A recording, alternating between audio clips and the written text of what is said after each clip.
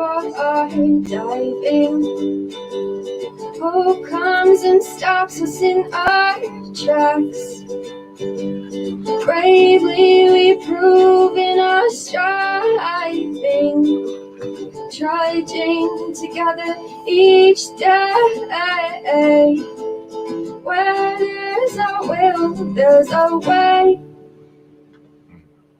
Hello, everyone. Happy Monday.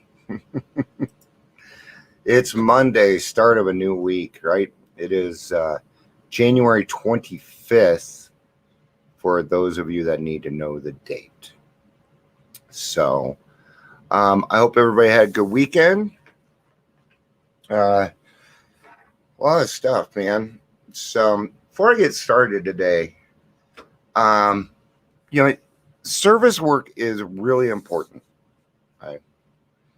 So I just went to my home group. I go to the noon meeting every day, and and I chaired today because we always need chair people. I'm also letting people in and doing a lot of things while I'm chairing. You guys, even in Zoom meetings, they need help people letting people in, doing certain things. So reach out for service work. Volunteer to read something from the big book. Volunteer to do the chips. Something. Right? It doesn't matter how much time you have. You can do service work. All right? I just see a lot of people avoid it. I don't know if that's from fear or what. But even in my group right now, you got to have 6 months before you can chair. And I don't necessarily agree with that. I think 3 months is good. I myself was not ready at 3 months, but there are a lot of people that are. Everybody's kind of different. We should give everybody a chance. I also ask that if you're going to start a group, please know your traditions. If you're not familiar with the traditions, reach out to somebody that does know. You can ask me too. All right. But there are certain things that there are certain things that need to be done in order to fulfill your obligation to home office, to our central office, and then our office in New York. Okay. And if we don't keep that communication going, it hurts AA as a whole. So please do it correctly. We have our traditions and stuff set in place for a reason, for a very good reason, right?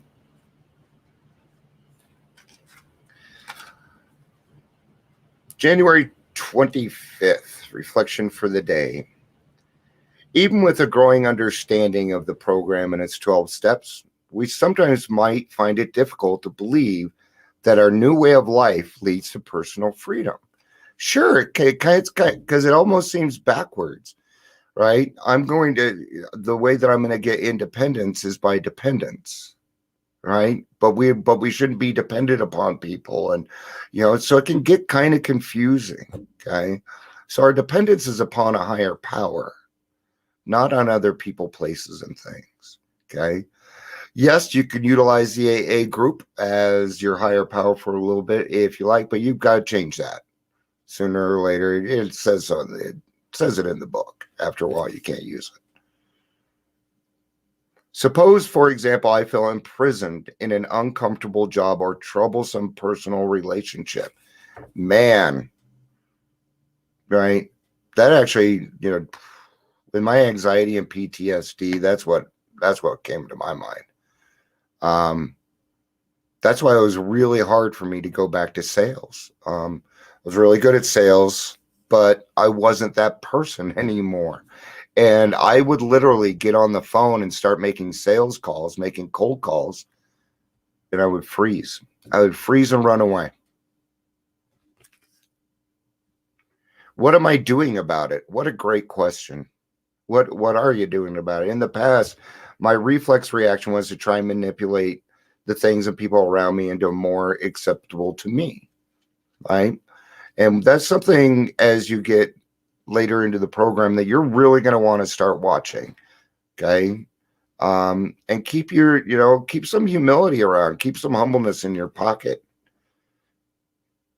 today I realized that happiness can't be won that way. Am I learning that freedom from despair and frustration can only come from changing in myself the attitudes that are perpetuating the condition that caused me grief? I'm rereading that. So let's see. Am I learning that freedom from despair and frustration can come only from changing in myself? So it's got to start from inward, right? Have you heard you can't transmit something that you haven't got? This is the type of thing that we're talking about. If you want to help other alcoholics achieve sobriety, then you're going to need to achieve it yourself, right? And it has to start from inside. It's an inside job, right? A lot of things that we deal with once we get into the program aren't really other people at places and things. They aren't static things. They're things such as emotions and trauma. These are things that can't be seen, so it's hard to put a finger on it, right? It's hard to do until we talk to that other person that understands where we're coming from, right? So I am going to read page 62. Been a while, so let's cover it. Selfishness, self-centeredness, that we think is the root of our troubles.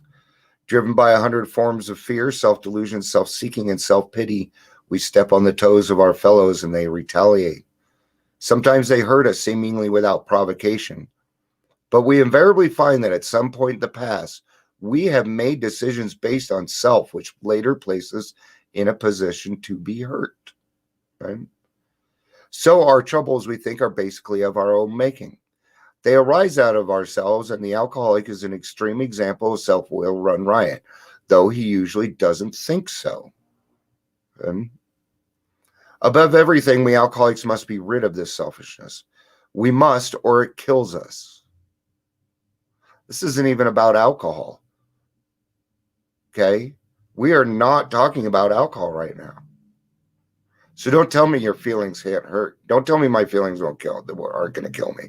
You can kiss my ass, man. Right? It says it right here. It will kill us. Okay? I had a heart attack at 42 because of this bullshit right here. God makes that possible, and there is no way of entirely getting rid of self without his help, without his aid. Many of us had moral and philosophical convictions galore, but we could not live up to them even though we'd like to. I was great at helping other people out with their problems, even their drinking problems. Yes, while I was drinking, I helped other people get sober. Some of them are still sober. Call it what you want. Neither could we reduce our self-centeredness much by wishing or trying on our own power. We had to have God's help. Had to. Right? We don't do this alone. And what it comes down to is this. Okay? I don't know any better. At this point in my recovery, I don't know any better. I don't know the difference. So I'm still learning. So give yourself a chance. Okay? If you're a little bit further in the program, then take this really freaking seriously.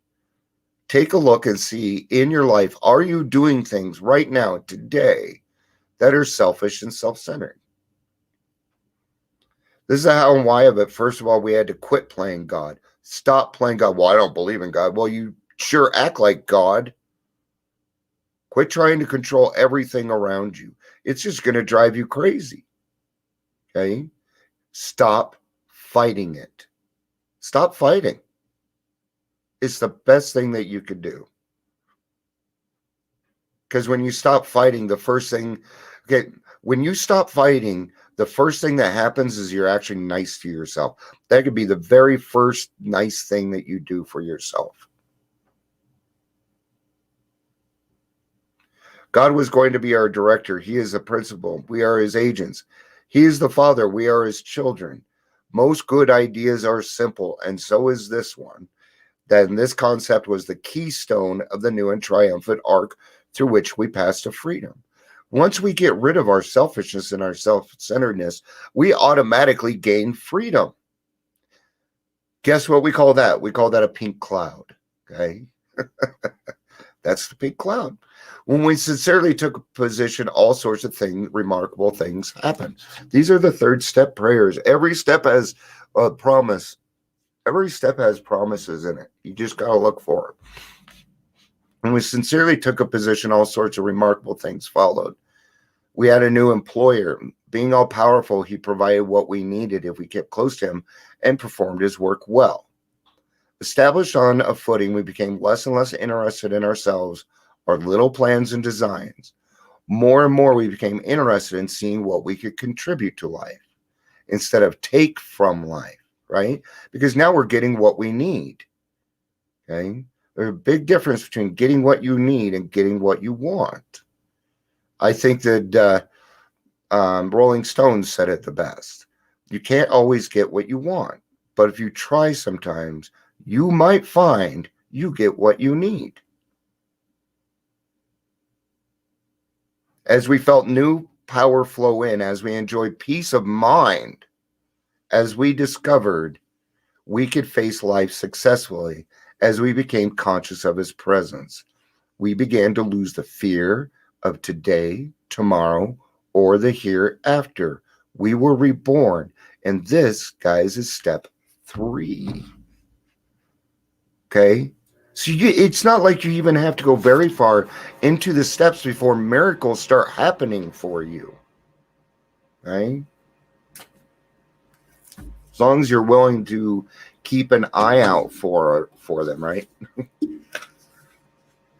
Today I pray, may I be given clear eyes to see, and then to stop myself when I am manipulating the lives of those around me, my daily associates, friends, and family. May I always be aware that change must begin with myself. Today I'll remember change from the inside out.